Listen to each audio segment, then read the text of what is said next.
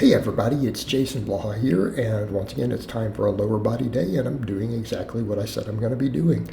3 sets of exercises on all my stuff for hypertrophy after a training max, and I think I'm going to rotate squat and deadlift training maxes back and forth on my 2 lower days. I pulled with a stiff bar today. I really just don't feel like pulling with a deadlift bar. I don't think there's a benefit to it unless you're preparing for a powerlifting meet in which you're going to use one. I don't think in regular training they're that great. They just chew your hands up and let you cheat. So I did my normal power bar, just did a nice comfortable 525 training max, which again, as long as we're above 85% for our single, we're good. And then we go straight into all the hypertrophy work.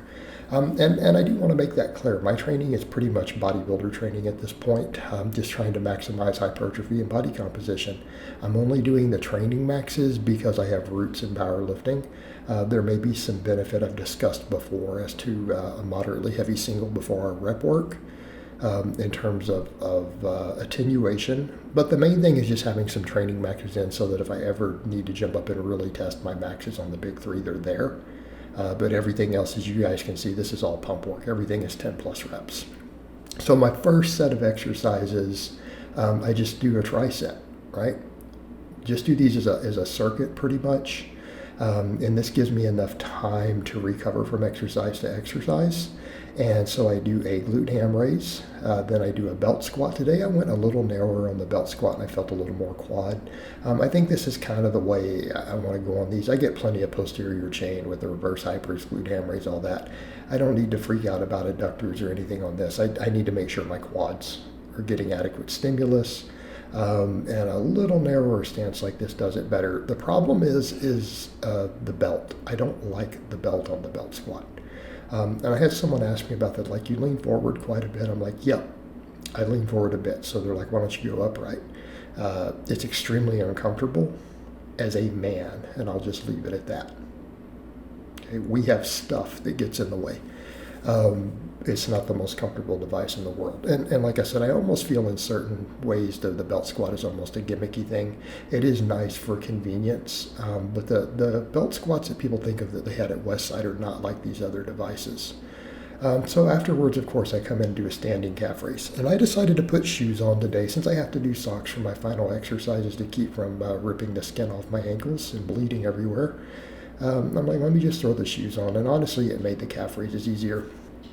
Something I have to think about with the calf work, though, at this point, because it is getting so ridiculous to load the seated calf raise. I'm now having to put 315 on a bar and then set it onto my lap, even using the football bar, and I'm still doing 30 plus reps.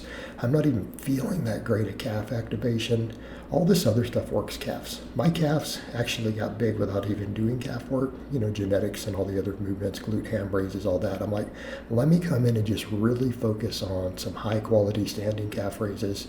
And honestly, I think that they've grown from that. They'll continue to grow and let all this other stuff work the rest of the calf. Because I feel like my calves do get worked on all this other stuff, and I want them to get direct work. But really, I'm at a point where my calves are pretty good, and I feel like they're even growing just from having done the standing work. So I'm going to focus on it really hard. The seated work with the equipment I have, even though I've tried to be innovative, it's getting to where it's so uncomfortable to have that much weight in my lap, and I'm like, I really need to put another 100 pounds on it because I'm hitting like 30 plus reps. So I'm like, I'm not going to do it. I did a set and I didn't even put it in the vlog. I did one set. I'm like, I'm not going to do this. This is silly.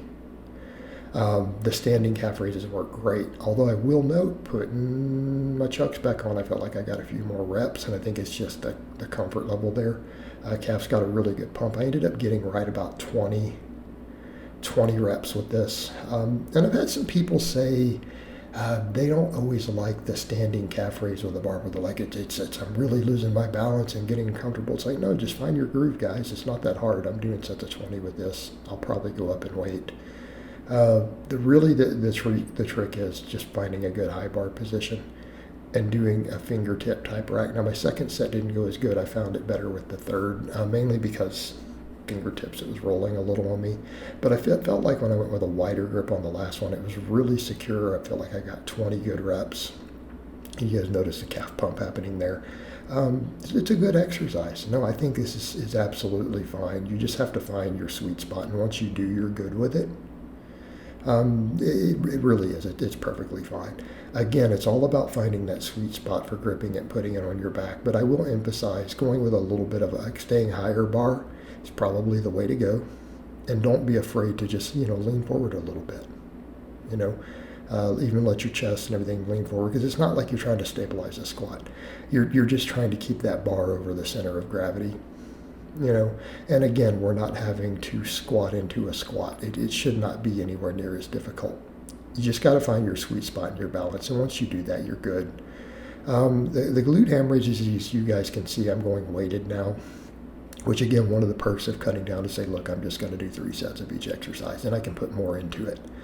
And that's really allowing me to do that. When I'm keeping these volumes to where we're saying, we need about 12 total sets for muscle group a week, not counting the training maxes. Now I can really make the sets count. So I feel like I'm getting some really high quality work on these 2 movements. Again, belt squats, like I said, in a lot of ways, I wish I had a proper leg press and a leg extension. It's not really feasible with my setup and everything these days. But I'm making them work, and I feel like I got really good stimulation today on the belt squat. And I did manage to get 10 last time when I went up to this weight. I couldn't get 10 on the 3rd set. I managed to squeeze it out today. So overall, pretty happy with that. Again, the glute ham raise is also feeling good. I'm gonna see maybe next time if I can squeeze a little more reps out. The 10s are real close, but I feel like maybe that last set. Let me see if I can squeeze a little more. Okay. But I don't want to add more weight. That 10 is heavy enough right now. I've done it with a 25, but I can't get 10 reps. But eventually let's try to build back up to that. Now again, because I only have to make it through 3 sets, we can push those sets pretty hard. Same thing even with the calf raises. Because I didn't hold anything back, because I'm like, I only got to get through 3 rounds of this. That's it. So go ahead and push the sets hard. And I was able to get 20 reps on those. All right, I think at least one of these, I'm showing you guys how I climb up on here. Someone had said, what's that strap for? It's a lead. Now, by the nature of the belt squat, the first rep is difficult, and people are like, you can't stop the swinging at all. So the thing here, though, is that I'm trying to control it as much as I can, but then at least we're getting a crazy eccentric load, because there is going to be a little bit of swing. Because keep in mind, on a reverse hyper, what is it? It's on roller bearings with Zerk fittings, and we grease them and everything to do a reverse hyper correctly. Okay, there's going to be a little bit of swing. You can't get rid of it. So it's like, let's train and get the most of it, try to squeeze at the top, and then try to fight against that eccentric. So at least I'm getting a really heavy eccentric load. I got 25 plus reps on everything there.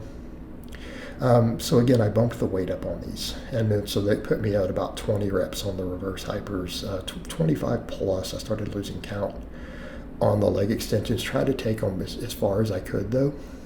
So we took those to pretty much limit sets, and I'm just going to keep pushing them up, because I feel like at this point, adding weight may just add more momentum almost if I'm not careful. But these are challenging. My quads really, really burn. My abs really burn on that too.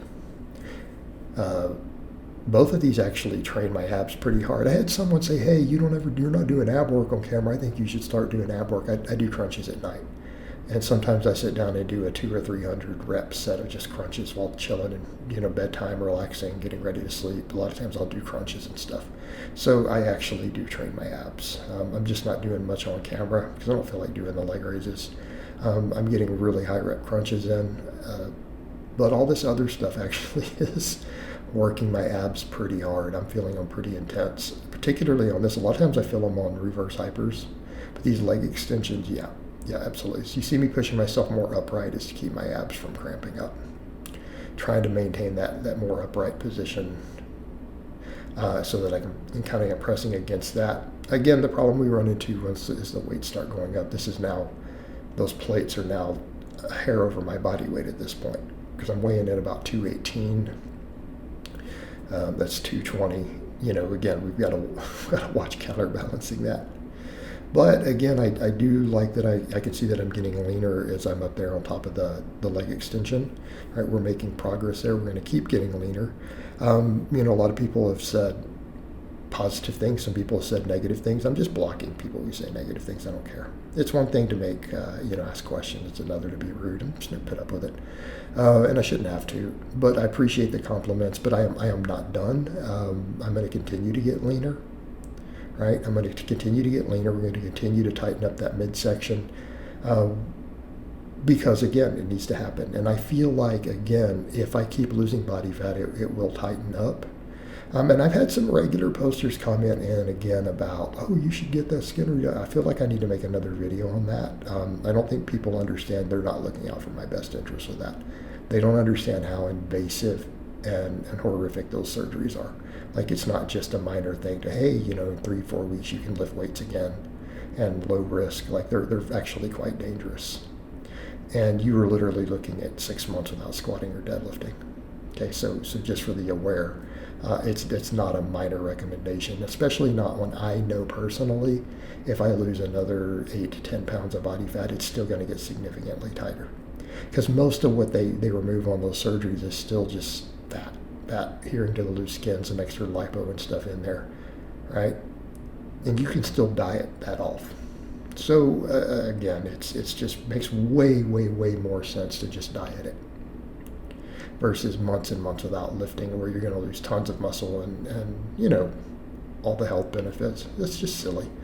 But again, so because I took the others out, these workouts are a little shorter, makes the vlog a little shorter, but I feel like my workloads are very good. We get 12 sets for quads, 12 sets for hamstrings. Glutes, of course, get hit with everything. It only gives me 3 real sets for calves, but calves are getting carryover from all the other stuff, so I feel like that's all that we really need, because the multi-joint movements do work the calves, and you do feel the calves. So I feel like they're in a good place. There's 3 really hard sets of calf raises, and I'm going to try to push the performance on those hard. If I'm only going to do 3, we better make them count. All right, guys, but that's really all I have to say on that today. I hope it's been informative, and I'll talk to you guys next time.